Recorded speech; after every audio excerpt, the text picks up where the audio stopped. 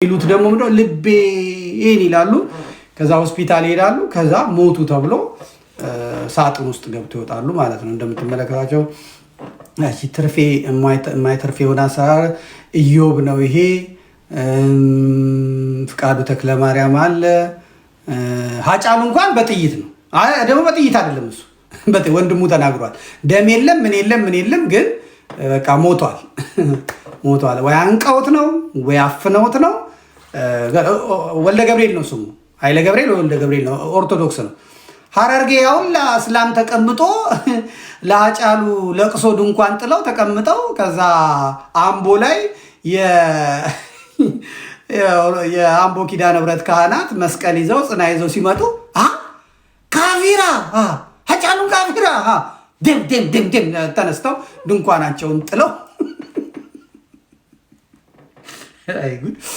እና እንግዲህ እነዚህ የምታዩዋቸው ሰዎች በሙሉ እነመስፍን ሰው ለሰው ላይ ያለ ልጅ ይቺ ማን ነበር የዘፋኝ ናት። በስመ አብ ይሄ ልጅ ማን ነው ስሙ? ባባ የሚሉት ቀረ የለም እግዚኦ ማዲንጎ በስመ አብ ገነነ መኩሪያው ታውቁታላችሁ። ኢትዮጵያ የሆነ ገነነ መኩሪያ ወንደሰን አውራሪስ የሚባለው ባለፈው ነው። ያ ዳዊት መነጽር ያደረገው ትግሬ ነው። ከአጫሉ አጠገብ ያለው ትግሬ ነው። ታምራት ደስታ ዛጋለ አጫሉ አጠገብ ያለው ዳዊት ነው። ዳዊት እንግዲህ የኢትዮጵያን ሰንደቅ ዓላማ የሚለብስ ነው። በጁንታው ጦርነት ጊዜ እኔ ኢትዮጵያዊ ነኝ፣ የዘር ውስጥ አልገባም፣ በቃ እኔ ትግሬ ብሔሬ ትግሬ ነው ግን ኢትዮጵያዊ ነኝ በቃ ብሎ ዳር ቆሞ ነበር። ከዛ ደረቴን አለ በእግሩ ሆስፒታል ሄደ። ከዛ ያው ሞተ ማለት ነው። እና በጣም ብዙዎቹ ሰዎች በዚህ መልኩ ነው የጸዱት። ስለዚህ ለአርቲስቶች ትንሽ ምክር ቢጤ ሰተን እናልፋለን ማለት ነው። ምክንያቱም ይሄ መሰማት ከሆነ ማለት ነው። እንግዲህ እኔ ያው ዘመደ ብዙ ነኝ። ብዙ ሰዎችን አገኛለሁ፣ ብዙ ሰዎችንም አውቃለሁና አነጋግሬያቸው ነበረ። ያሉኝን ለእናንተ ማንበብ ለማትወዱ ሰዎች በጽሁፍ ደግሞ ትንሽ እሰጣችኋለሁ ማለት ነው።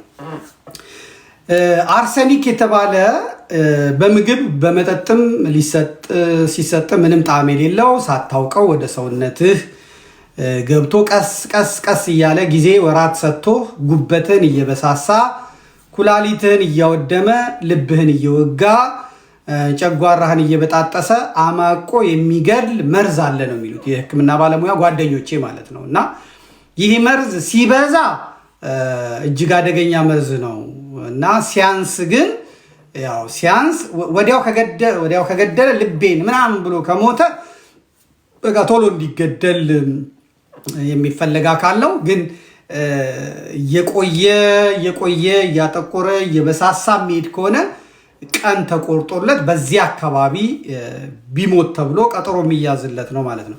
እንግዲህ በዚህ መርዝ ወያኔዎች በጣም ብዙዎችን እንደፈጇቸው ይነገራል። ይሄ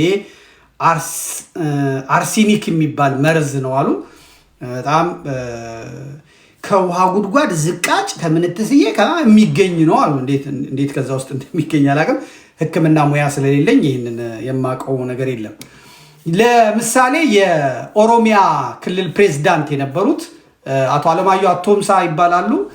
ኦርቶዶክስ አማኝ ናቸው እና በኦሮሚያ የሚታየውን ሙስና፣ ህገወጥነት፣ የፍትህ መጓደል ለማስተካከል ረጅም ርቀት የሄዱ ሰው ናቸው።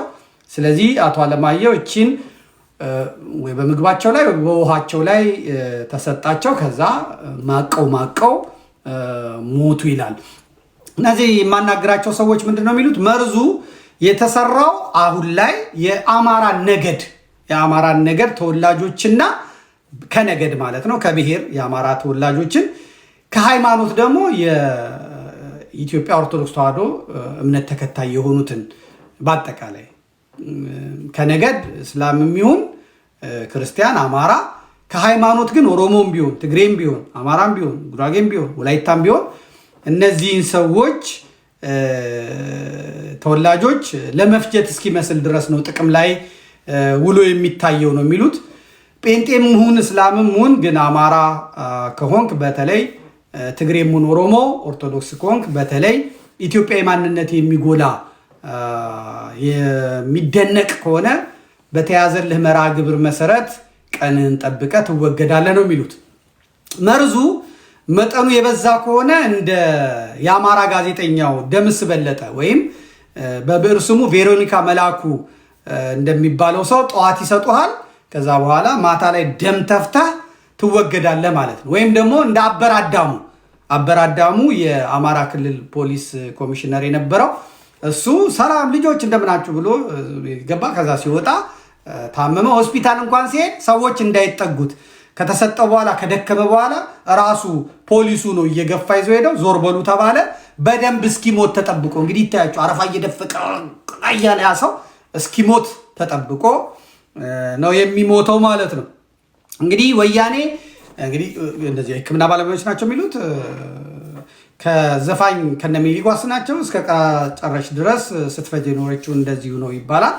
ይሄኛው መርዝ ከፍቃዱ ተክለማርያም ይሁን ከማዲንጎ ይሁን ከማንም ይሁን ከዮብ እና ከታምራት ደስታ ባቡጂ ያው አይታችኋል። ወዲያው መናገር ጀመረ፣ ስርዓቱን መተቸት ጀመረ። አብይ አህመድን በግልጽ ይሄ ትክክል አይደለም ጺሙን ተላይቶ ምናምን ብሎ መጣ። ወዲያውኑ ሞተ ተባለ ማለት ነው። አለቀ እና የነፃነትንም ወርቅነህንም ሞት በዛ የሚጠረጥሩ አሉ። ተራ በተራ እያጨዷቸው ባይነን ይላሉ። ተጠራጣሪ ሐኪሞች ማለት ነው። መቼም ሰው ተጠራጠረ ነው።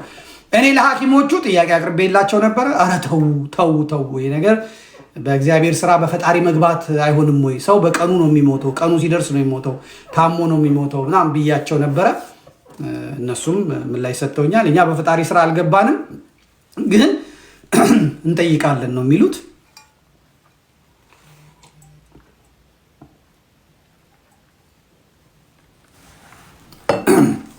እንጠይቃለን ነው የሚሉት። የምትመለከቷቸው ሁሉም በሚባል መልኩ ሟቾቹ አርቲስቶች ተራ በተራ ልቤን ነው የሚሉት። ልቤን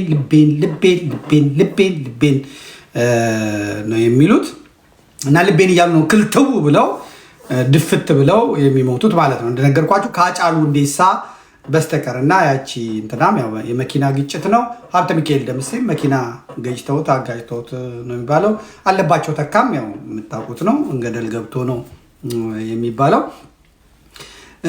የሚገርመው ደግሞ አርቲስቶቹ በእድሜም ሆነ በኑሮ ከ185ቱ ጫትና ሲጃራ ሴትና አልኮል ካጨናበሳቸው ከነ ጀነራል ሳሞራ ዩኑስ እና ከነ አቶ ስብሃት ነጋ የተሻለ ቁመት፣ የተሻለ ቁመና፣ የተሻለ አቋም ያላቸው ናቸው። በእድሜም ደግሞ ለጋ ናቸው። በኑሮም ቢሆን አይትረፍረፋቸው እንጂ ከሌላው ኢትዮጵያዊ በተሻለ በልተው ጠግበው የሚያድሩ ናቸው። ገቢያቸውም ደግሞ ከሌላው ኢትዮጵያ የተሻለ ነው። እናም የጫት ማስታወቂያዎቹ እንደገና በኤችአይቪ የሚታወቁ በቁማቸው ውልቅልቅ ያሉና ነፍሰ በላዎች በየሳምንቱ የኩላሊት ዲያሊሲስ እያደረጉ የጀፈጀፈ በሲጃራና በአረቄ ሰውነታቸው ካለቀው ከነ አቶ ስብሃት ነጋ ከሌሎችም ከመሳሰሉት ጨካኞች የማይወዳደሩት ወጣትና በአብዛኛው እንደምታዩቸው የሆኑ ሰዎች ክርስቲያኖች ከሆኑ ዘንዳ እኛን ተቀምጠው እነዛ ሰዎች የምታያቸው ሰዎች ተቀምጠው እነሱን የሚፈጀው መቅሰፍት ከየት እንደመጣ የምታውቁ ከሆነ መልሱን ሹክ በሉን፣ አንተም የምታውቅ ከሆነ ብለውኛል። እኔ በአቋሚ አሁንም ያው የእግዚአብሔር ስራ ነው። እግዚአብሔር ስንሞት ምክንያት ይሰጠናል፣ በዛ ምክንያት ይሆናል ባይ ነኝ። እነዚህ ግን ተጠራጣሪ ሐኪሞች አይደለም እያሉ ነው። ጠይቂያቸዋለሁ። እሺ ይሄ መቅሰፍት ከሆነስ ከዚህ መቅሰፍት መዳኛው ምን ይመስላችኋል ብያቸው፣ እነዚህን በጣም ተጠራጣሪ አይጸድቅም፣ ገለባ ቢዘሩት አይበቅልም ይባላል። እኔም ነግራቸዋለሁ፣ እናንተ አትጸድቁም፣ ይሄ መጠራጠራችሁ ትክክል አይደለም ብያቸዋለሁ። ግን መልስ ሰጥተውኛል። ምንድነው የዚህ መቅሰፍት መዳኛው ብያቸው፣ አንደኛው መዳኛ በቶሎ እንዳልካቸው ዘነበ፣ እንደ ሸዋፈራው ደሳለኝ፣ እንደ ዘሪቱ ከበደ በጊዜ የብልጽግና ወንጌል አማኝ መሆን ትንሽ ሊያተርፍ ይችላል፣ ሊያድን ይችላል። እሱም ቢሆን ደግሞ እነ ኢዮብም ወደዚህ ለማለት ሞክረው አልተረፉም። እነ ኤልያስ መልካም ኢትዮጵያዊነታቸው ስለሚጎላባቸው ብዙ አያድንህም፣ ጴንጤን ብትሆን አያድንህም ነው የሚሉት። የተያዘው የኤሊት ጄኖሳይድ ነው። የምሁራን፣ የልሂቃን፣ የጠቢባን ጄኖሳይድ ነው የተያዘው። አማራ እንደ ነገድ፣ ኦርቶዶክስ እንደ ሃይማኖት በየትኛውም ዘርፍ ያለን አካል ማስወገድ ነው የሚፈለገው፣ ማጽዳት ነው የሚፈለገው ነው የሚሉት። አንድ ሁለት ብለህ ቁጥር እያጸዱ ያሉት ከዚህ ዙሪያ አይወጡም። የአማራና የኦርቶዶክስ የበላይነት የመጣው በጥበቡ ዘርፍ ጭምር ነው በማለት በጣም እየሰሩበት ነው። ይሄንን እንግዲህ አቀጭጨህ አጥፍተህ ያኛውን ለማሳደግ ነው መከራ እየበሉ ያሉት ነው የሚሉት። ነገር ግን ከንቱ ድካም ነው። አማራነትም ኦርቶዶክስነትም ኢትዮጵያዊነትም አይሰበሩም፣ አይጠፉም፣ አይወድሙም ነው የሚሉት። እና መፍትሄው ምንድን ነው ስላቸው እነዚህ ሐኪሞች የሚነግሩኝ ነገር አለ። አንደኛ መፍትሄው አጥብቆ መጸለይ ነው፣ አለመዝረክረክ። ሁለተኛው በጣም አለመዝረክረክ፣ በምግብ በውሃ በሻይና በቡና ስርዓት ላይ እጅግ ጠንቃቃ መሆን ያስፈልጋል። እኛ ራሳችንን የተወሰነ እንጠብቃለን፣ ከዛ እግዚአብሔር ደግሞ እኛን ይጠብቀናል። ሁሉንም አለማመን ነው። በተለይ ጠቅላይ ሚኒስትሩ ከጠራ ካቀፈ ካወደሰ አምልጥ፣ ሩጥ፣ ገዳም ግባ፣ ሱባኤ ግባ፣ ሂድ አልቅስ፣ ማረኝ በለው። ምክንያቱም መልአከ ሞት ነው። እሱ ያቀፋቸው በሙሉ ሞተዋል። እሱ ያሻሻቸው በሙሉ ሞተዋል። በእምነት ከሚመስሉት በግብር ከሚመስሉት በስተቀር በሙሉ ሞተዋል ነው የሚሉት። መልአከ ሞት ነውና የነካው ያቀፈው ሁሉ በቁርቡ ማች ነውና ሊጠነቀቅ ይገባል ነው የሚሉት። ፈለቀ አበበ የማር ውሃ ታውቁታላችሁ ሁላችሁም። ለእኔ ደግሞ አብሮ አደጌ ነው፣ ወንድሜ ነው፣ ጓደኛዬ ነው። አብይ ጠርቶ የመጽሐፉን ምረቃ መድረክ እንዲመራ አደረገው። የሆኑ ውጭ ሀገር ዜጎችም ላይ ያለ የአፍሪካ ምናምን ላይ እንዲመራ አደረገው። ፈሌ ከልጅነቱ ጀምሮ ደፋር ነው፣ ጎበዝ ነው፣ አዋቂ ነው። ብቃቱን በመድረኩ ላይ በሚገባ አሳየ እና ፈለቀ አልቆየም፣ ወዲያው ነው ፓራላይዝድ የሆነው። አፉ ተጣመመ፣ እግሩ ተጣመመ፣ ፈሌ እንደዚህ ሆነ ማለት ነው። እና እዚህ ላይ ስለፈሌ እኔም ያው መሰክረው ነው። ፈለቀ አበበ አብሮ አደግ ጓደኛዬ ነው። የቅዱስ ጊዮርጊስን ፊልም ስሰራ ፍቃዱ ተክለማርያምን፣ መሰረት መብራቴን፣ እነ ደረጀን፣ እነ ዘላለምን፣ እነ ሰላማዊትን በሙሉ የጠራልኝ ይሄ ወንድማችን ነው ማለት ነው ፈለቀ አበበ። እና እሱ ራሱን ደግሞ እንደ ቅዱስ ጊዮርጊስ ሆነው በጣም ብዙ ነው ሆኖ የሰራው። በተለይ ዋናውን ሜን ካራክተሩን ወስዶ የሰራልኝ ለእኔ ፈሌ ነበር ማለት ነው።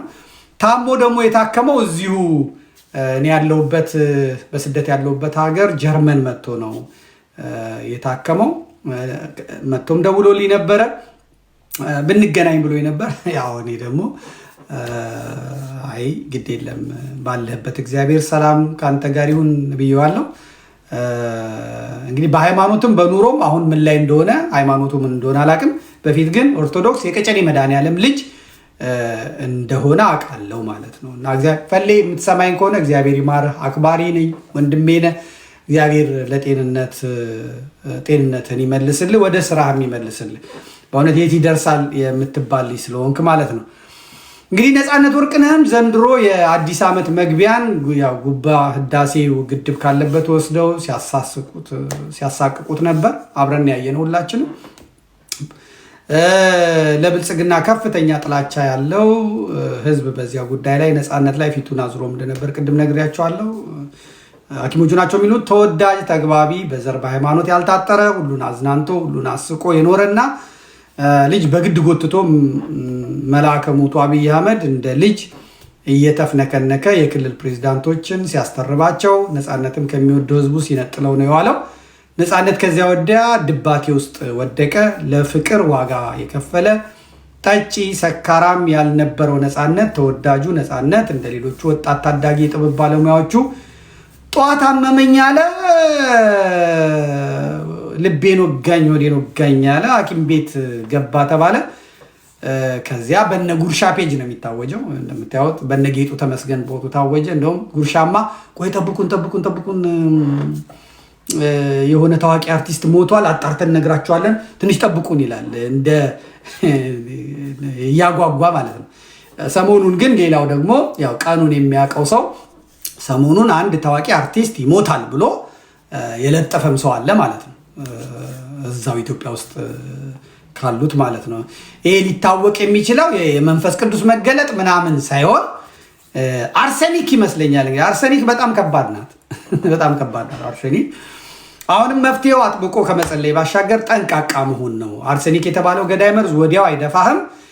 ከበዛ ነው ጠብ ደፍም የሚያደርግና በነገዳቸው አማራ፣ በሃይማኖታቸው ኦርቶዶክስ የሆኑ አርቲስቶች በየትኛውም የቴሌቪዥን ቶክ ሾውም ሆነ በየትኛውም ቃለ መጠይቅ ለኢንተርቪው ሲቀርቡ በኩባያ የሚቀርብላቸውን ውሃ ባይጠጡ ይመከራል ይላሉ ሐኪሞቹ። በቃ ባይጠጡ ነው የሚሉት። ገመዳ ሾውም ላይ ይሁን ሰይፉ ፋንታውን ሾው ላይ ውሃ መጠጣት ብዙ አይመከርም ነው የሚሉት። በፍጹም አይመከርም። ምንም እንኳን ሰይፉ ፋንታውን ከነገድ የጎንደር አማራ ቢሆንም ሐረር የተወለደ እሱም ኦርቶዶክስ ነው። ከሐሜት ወቀሳ እንዲድን ለአርቲስቶቹ ሰይፉ ፋንታውን የሚሰጠውን ውሃ ለሚመጡት በሙሉ በኩባያ እየቀዳ ነው የሚሰጠው፣ ቀድቶ ነው የሚሰጠው። ያንን ይጠጣሉ። ጥሩ አይደለም ነው የሚሉት ሐኪሞቹ ናቸው የሚናገሩት። እና ሰይፉ ፋንታውንም ብታቆመው ወንድምህ ነኝ እመክርሃለሁ፣ በሃይማኖትም አንድነን እመክርሃለሁ። ከሐሜት ከወቀሳ እንድትድን ነው ሰይፉ። የሚጠጣ ውሃ ባታቀርብ ጥሩ ነው የሚመከረው ነው የሚሉት። የሰይፉ ወንድም የአብይ አህመድ ፀጉር አስተካካይ ፂሙንም የሚላጨው እሱ ነው የሚባለው። አብይን ሜካፕ የሚቀባው ቡቶክስ የሚወጋውም የሰይፉ ፋንታሁን ወንድም ነው እየተባለ ነው የሚሰማው። ስለዚህ ውሃ ማጠጣት የግድ ከሆነም አርቲስቶቹ የራሳችሁን ውሃ ይዛችሁ ብትመጡ ወይም ሌሎቻችሁ ቢደረግ መልካም ነው። የአርሰኒክ የሚባለው መርዝ እጅግ አደገኛ ነው እና ገዳይ መርዝ ስለሆነ ያው ስራችሁን ለማስተዋወቅ ሰይፉ ጋር ትሄዳላችሁ። ሰይፉ በቃ አውራቸውና ዝም ብለህ ቻው ደህና ሁኑ ብትላቸው ጥሩ ነው። እነዚህ ሐኪሞቹ በጣም ተጠራጣሪ ስለሆኑ ማለት ነው። በጣም ይቅርታ፣ በጣም ተጠራጣሪ ስለሆኑ ማለት ነው። የትግርኛ ዘፋኙ ያ መነጽር ያደረገውን አይታችሁታል። በጁንታ ጦርነት ጊዜ ኢትዮጵያ ሆኖ ተገኘ። የኢትዮጵያ ሰንደቅ ዓላማንም ለብሶ ታየ። ኢትዮጵያዊ መሆኑንም ወገተ። የሆነ ቀን ግን ልቤን አለ። በጣም ብዙ ጁንታዎች ተናደውበት ነበረ። ከዛ ኢትዮጵያዊ መሆኑንም የሞገተው ሰው ወደ ሆስፒታል በእግሩ እየተራመደ ሄደ። ጋቢ ለብሶ ሆስፒታል ውስጥ ቁጭ ብሎ ነበር። ምርመራ ክፍል ተብሎ ገባ። ከዛ በኋላ አንዴ ኑኑኑ ሞቷል ተባለ፣ ወጣ ማለት ነው። እና እንደዛ ነው። ታምራት ደስታን ማየታችሁት እንደሆነ ልቤን እያለ ነው ሄደው። ሐኪሙ ጋር ደረሰ፣ ያው ሞተ ማለት ነው። ወንድማችን እንትናም እንደዚሁ ማዲንጎም እንደዚሁ ልቤን ከተባለ ትንሽ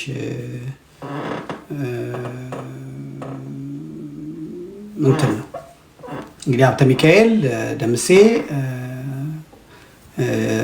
ማይትርፌ ማነው ስሙ ደግሞ አጫሉ ሁንዴሳ፣ እነዚህ ሁለቱ በመኪና ተጋጭተው ነው። አጫሉ ሁንዴሳ ግን ያው አንቀው ነው የገደሉት ነው የሚባለው ማለት ነው። እና ተረኛ ሟቾች ካላችሁ በተቻላችሁ መጠን አትዝረከረኩ። ያ አለበለዚያ ከሞታችሁም በኋላ ግን እንዳልክና ሁሱ ናቸው የሚያላግጡባችሁ። በኢትዮጵያ ውስጥ አዲስ ኢየሱስ መጥቷል። አዲስ ኢየሱስ መጥቷል። ያንን ኢየሱስ ያልተቀበለ ስራ አያገኝም፣ ስልጣንም አያገኝም፣ ቢዝነስ መስራትም አይችልም፣ ነጋዴም መሆን አይችልም። የአዲሱን ኢየሱስ የማይቀበል ማለት ነው። የብልጽግና ኢየሱስ እስላሞችን የሚያከብር ነው፣ ካቶሊኮችን የሚያከብር ነው፣ ኦርቶዶክሶችን የሚሳደብ ነው፣ የሚረግም ነው። በተለይ አማራ የሆኑትን ኦርቶዶክሶች ደግሞ በጣም የሚጸየፍ ነው። አይደለም በቁምህ ሞተህም የሚያሾፍብህ ነው፣ የሚያላግጥብህ ነው አዲሱ ኢየሱስ። ለመዳን ለመትረፍ ያው ቅድም እንዳልኳችሁ ለሆድ የሚበላ እየሰጡ ይህን ክፉ ዘመን ለመሻገር ይህን አዲሱን ኢየሱስ መቀበል እንደ አማራጭ ብዙዎቻቸው ይዘውታል፣ አይተውታል። ሌላ አማራጭ የለም። ስለዚህ ወንጀል ሰርታችሁ በጌታ ነው ከተባለ አለቀ። ለመትረፍ እንደ አዲስ ጴንጣጩ ጀማሪ ጴንጤ እንዳልካቸው ዘነበና እንደ ሸዋፈራው ደሳለኝ ኦርቶዶክስን እዛ ገብታችሁ ካልተሰደባችሁ በቀር ደግሞ ሞቱ አይቀርላችሁም። ከገባችሁም በኋላ በስብከታችሁ፣ በምናችሁ፣ በጽሁፋችሁ ሁሉ መሳደብ መቻል አለባችሁ ለመትረፍ። አሁን ቸግሯችሁ የገባችሁ ኦርቶዶክሳውያን ጴንጤዎች ነው የምነግራችሁ። ቸግሯችሁ ወደ አዲሱ ኢየሱስ ወደነ አብይ አህመድ አሁን ወደነ እዩ ጩፋ ወደነ እንትና ስትሄዱ አማራንና ኦርቶዶክስን የሰሜኑን የሚጠላ ስለሆነ ኢየሱሳቸው እዛ ሄዳችሁም ዝም ብላችሁ አተርፉም። ከስራ ላትባረሩ ትችላላችሁ፣ ግን መሳደብ መቻል አለባችሁ። ኦርቶዶክስን መሳደብ፣ ታቦቱን መሳደብ፣ መላእክት ቅዱሳን መላእክትን መሳደብ፣ የጌታን እናት እመቤታችንን መሳደብ፣ ማነወር፣ ካህናቱን መሳደብ፣ እንደዚህ መሳደብ መቻል አለባችሁ። ትንሽ እንደዛ ካረጋችሁ እድሜያችሁ ገፋ ይላል፣ እድገትም ልታገኙ ትችላላችሁ። መመልከት ነው። አሁን እነ ዩጩፋ እነ ዮናታን እነ ትዝታው እነማ ጋርድ የተመደበላቸው ያንን መስፈርት ስላሟሉ ነው። አንዳንዶቻችሁ ሄዳችሁ ይሄ እንዴት አድርጌ እናት ቤተክርስቲያኔ ምናምን ካላችሁ የእንጀራ ገመዳችሁ ይበጠሳል፣ ከስራም ትባረራላችሁ። ይህን ክፉ ቀንም ማለፍ አትችሉ። እኔ የወንድምነት ምክር ነው በእውነት የምመክራችሁ ማለት ነው። የኔ ምክር ደግሞ የምትሰሙ ከሆነ በጣም ትጠቀማላችሁ ማለት ነው።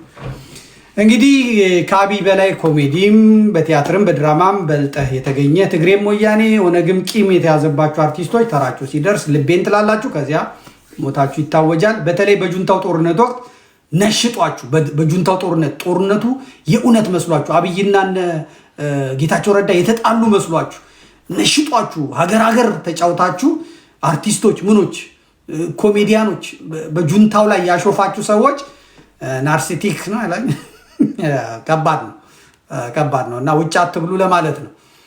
እና እነሱ ታርቀዋል። ከዛ ትለቀማለህ፣ ወጋኝ ትላለህ፣ ትሄዳለህ፣ ደብ ነው። ወጋኝ ትላለህ፣ ትሄዳለህ፣ ደብ ነው የምትለው። ከባድ ነው። እንግዲህ ሐኪሞቹ ናቸው የሚሉት።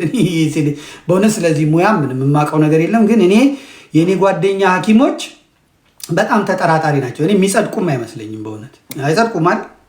እነዚህ ተጠራጣሪዎች ናቸው። በእውነት አይጸድቁም። እኔ ነግራቸው በእናንተ ፊት ነግራቸዋለሁ፣ ለራሳቸውም ነግራቸዋለሁ። ምንድን ነው እንደዚህ አይነት ነገር ብዬ ነግራቸዋለሁ። ግን ያው ሁላችሁም እንድታነቡት እንድትሰሙት ነው የምነግራችሁ። እና ቂም የተያዙባችሁ አርቲስቶች ተራችሁ ሲደርስ ልቤን ትላላችሁ፣ ከዚያ ሞታችሁ ይታወጃል። በተለይ በጁንታው ጦርነት ወቅት ነሽጧችሁ ወያኔ ላይ ቢምባ ከረዩ ስትሉ የነበራችሁ በሙሉ ምጥንቃቅ ግበሩ። ወላ ኮሜዲያን ወላ ኮሞዲኖ ተጠንቀቁ፣ ቤታችሁ ብሉ ተብላችኋል ማለት ነው። ወይም ደግሞ እንደ ሀና ዮሐንስ ንኩት ወደ ካናዳ ወደ ካናዳ፣ ወደ አሜሪካ፣ ወደ ኡጋንዳ መንካት ነው እና ትንሽ ከባድ ነው።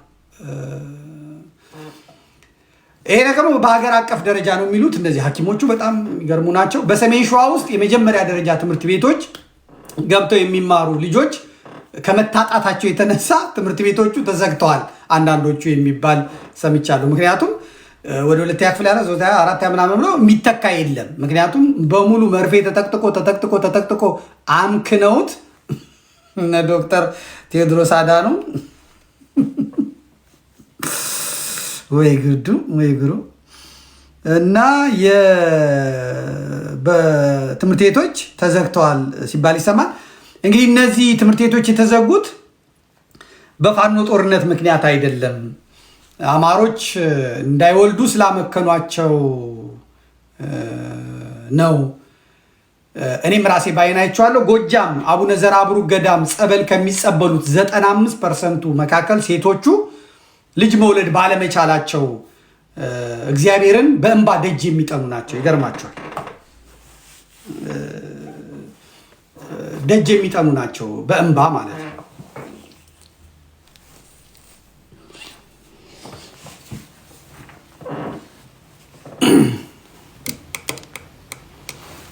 ሄዳችሁ ማየት ትችላላችሁ። እንግዲህ በወያኔ ጊዜ የጎጃምን አይደለም ሴቱን የወንዱን የዘር ከረጢቱን ነው የዘጉት፣ ቆርጦ የጣሉት በጎጃም ማለት ነው። እኔ በቴሌቪዥን አስታውሳለሁ የጎጃም ገበሬዎች ሲሸለሙ ማለት ነው። ባልየው ዘሩን አስቆርጦ ዘሩን አስቋጥሮ የወንድ አምክኖ ዘሩን ከዛ ይሸለማል። ጀግና ታታሪ መጥኖ በመውለዱ እየተባለ ማለት ነው። ትግራይ በገፍ እየወለድክ ሌላ ቦታ በገፍ እየወለድክ አማራው ጋር እንደዚህ ማድረግ በእውነት ጥሩ አይደለም። ቆርጦ የጣሉ በተለይ በቴዎድሮስ አዳኖም ጊዜ አማራ በወባና በኤችአይቪ እንዴት እንዳለቀ መለስ ብሎ ማየት በቂ ነው። የመጣ ክትባት ሁሉ የሚሞከረው አማራ ክልል ነው። አማራ ክልል ነው የሚሞከረው፣ በአማራ ላይ ነው። የአማራ የፖለቲካ መሪዎች ጤና ዘርፉን የተቆጣጠሩት በሙሉ በነገድ አማሮች አይደሉም። ፖሊስ፣ ሚሊሻው፣ የአማራን ታዳጊ ህፃናቶች ትምህርት ቤት በሰልፍ አሰልፎ ነው መርፌ የሚጠቀጥቃቸው። እንደ አማራ የአይጥ ቤተ ሙከራ እንደዛ አይነት የሚሆን የለም። እንደ አይጥ ተቆጥሮ የሚሞከርበት ማለት ነው። ከምር አማራ በእውነት ያሳዝናል። ሌላው ጋር ብዙ ግዳጅ የለም። አማራ ግን ፖሊሱ ዱላውን ይዞ ነው የሚመጣው። አስተማሪዎቹ ዱላ ይዞ ነው የሚጠብቁት። ሴቶች ተሰለፉ ይባላሉ። መከተብ አልፈልግም ምናምን መባል የለም። ይጠቀጥቃል፣ ይጠቀጥቃል፣ ይጠቀጥቃል፣ ይጠቀጥቃል፣ ይጠቀጥቃል። አለቅ። አማራ ክብር ህግ ይከበራል። ህግ በዱላ ያስከብራሉ ማለት ነው። መናገር ትችላላችሁ ሁላችሁም። በአማራ ክልል የሚገኙ አብዛኞቹ የመንግስት ሰራተኞች ልጅ መውለድ ይፈልጋሉ። አሁን ስራ አላቸው፣ ድርጅት ውስጥ ነው የሚሰሩት። ልጅ መውለድ ይፈልጋሉ። ነገር ግን አስቀድመው ስላመከኗቸው አሁን ኬት ልጅ ያምጡ? አብዛኛዎቹ ልጅ የላቸው። መውለድ ይፈልጋሉ፣ ይሳላሉ፣ ያለቅሳሉ። ሀብት አላቸው፣ ገንዘብ አላቸው። ነገር ግን ኬት ይመጣል?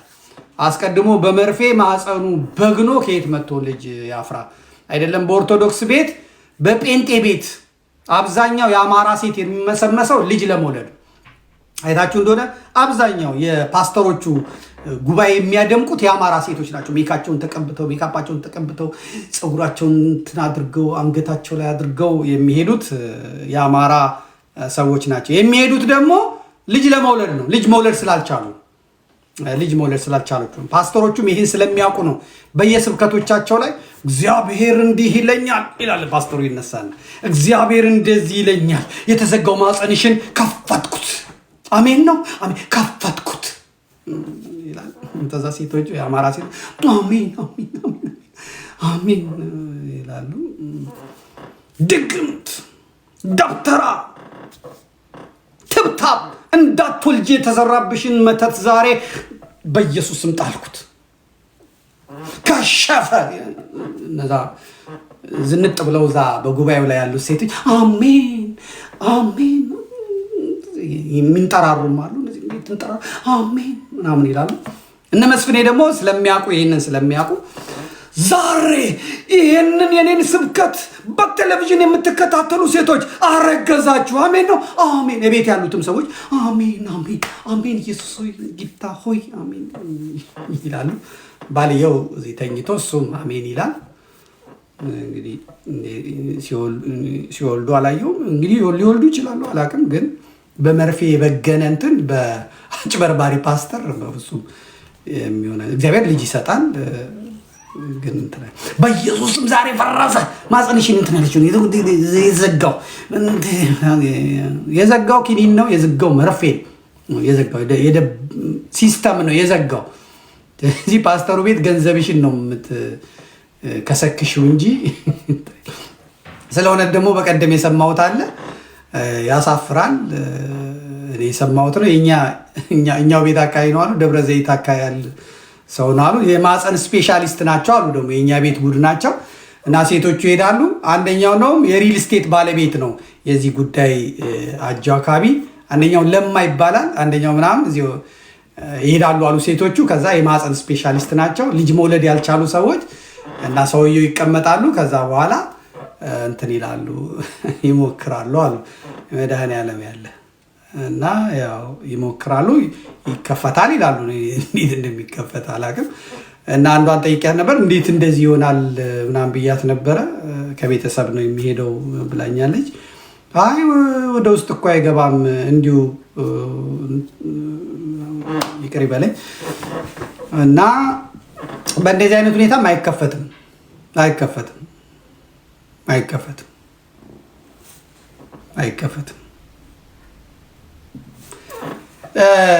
ትላንት ያነበብኩት አንድ እንትን ነበረ። ከወለጋ የሚኖሩ አማሮች በወለጋ አይደለም መታከም ሐኪም ቤት መሄድ እየተከለከሉ መሆናቸውን ሲናገሩ አንብቤያለሁ፣ ከአንድ ሚዲያ ላይ ማለት ነው። በወሊድ ምክንያት የገቡ ወይም እናትየው አሊያም ልጅየዋ በህይወት እንደማይወጡ ነው የሰማሁት። ወለጋ ውስጥ ማለት ነው። ኦሮሚያ ወለጋ ውስጥ በተለይ ነቀምት ምናምን አካባቢ በህይወት እንደማይወጡ ወይ ልጅ ወይ እናት እንደማይወጡ ነው የሰማሁት። ይህም ራሱን የቻለ ጄኖሳይድ ነው እና የአንድን ማህበረሰብ የሕክምና ካባ አድርጎ እንዲህ አይነት ወራዳ ስራ መግባት ነገ የሚመጣው ተገልብጦ የሚመጣው ነገር ጥሩ አይመጣም እና ካነበብኩት ዜና ላይ ከወለጋ የሕክምና የተከለከሉ አማሮች በረሃውን በስቃይ አባይን ተሻግረው ደብረ ማርቆስ ለመታከም ጎጃም ቢመጡም ደብረ ኤልያስ ላይ የብአዴን ፖሊሶች ይዘዋቸዋል። እነዛን ሰዎች በዛ የሚሉት እስላሞች ናቸው እና ነፍሰ ጡር ሴቶችም አሉ። እንግዲህ ተሸክሟቸው በሳንሳ በምናምን ነው እንግዲህ የስንት ቀን መንገድ ይዘዋቸው ያመጡት እና የያዟቸው የብአዴን ፖሊሶች እነዛን በሙሉ እየጠፈጠፉ እየወገሩ ከነፎቶ ነው ያየሁት። እየጠፈጠፉ እየወገሩ እንዳስገቧቸው አይቻለሁ። ፎቶውንም ተመልክቻለሁ እግዚአብሔር በሚያውቀው እና እናንተ ሸረኞች፣ እናንተ ተንኮለኞች፣ እናንተ አሸባሪን የላካችሁ በኦሮሞና በአማራ ህዝብ መካከል ግጭት ለመፍጠር ነው። አራ አይደለም። መታከም አልቻልንም፣ ሊያክሙን አልቻሉም። ልትወልድብኝ ነው ከምትሞትብኝ እስቲ ደግሞ አማሮች ናችሁ ተብለናልና ደብረ ማርቆስ ስለሚቀርብ መኪናም ማተን በእግራችን ነው የመጣነው። ቤተሰብ ያለንን ቢሉም ጥፋ ከዚህ ያሉ ሴቶቹም ወንዶቹም የብአዴን እንግዲህ እንደዚህ ነው። ብአዴን አማራ ስላልሆነ አማራ ላይ ነው ጉልበቱን የሚያሳየውና ጠፍጥፏቸዋል። እንደውም አንዷ ነፍሰ ጡሯ ሚስት የአንደኛው ጆሮ ስለማይሰማ የሚባለውንም እየሰማ ስላልሆነ ኧረ እሱ የቤት ሰው ነው እና ምንም የሚያውቀው ነገር የለም እና አትምቱት፣ እኔ ነኝ በነፍስ ተይዣለሁ፣ ለእኔ ሲል ይህን መከራ ፍዳ የሚበላው ስትል አንቺስ ምን አባሽ ነው እና ብለው ነፍሰ ጡሯንም መጥቷል። ምክንያቱም ብአዴን ያልኳቸው የብአዴን ፖሊሲ ብአዴን ምናምን ስሪቱ አማራነት አይደለም። ተቀርጾ የመጣው በአማራ ጥላቻ ያበደ፣ በአማራ ኦርቶዶክስ ጥላቻ ያበደ፣ በአገው ኦርቶዶክስ ጥላቻ ያበደ ስለሆነ ለዚህ ነው በአማራ ክልል አሁን የምታዩት ነገር እየመጣው ማለት ነው እና